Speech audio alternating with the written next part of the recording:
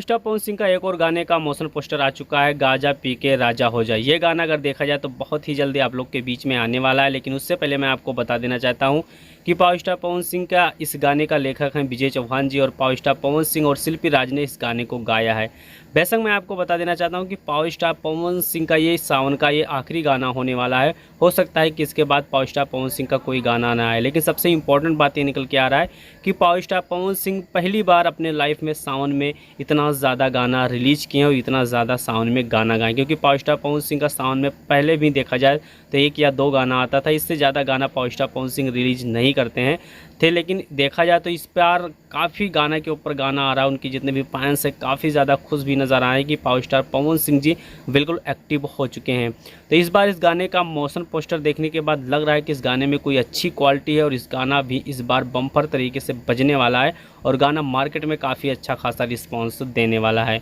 लेकिन सबसे इंपॉर्टेंट बात है कि पावर स्टार पवन सिंह के फैंस लोग अभी इस गाने को नहीं देखे, मोशन पोस्टर को देख लीजिए, क्योंकि आप लोग के बीच में बहुत ही जल्द ये गाना रिलीज होने वाला है। तो मिलते हैं बहुत जल्द अगले वीडियो में।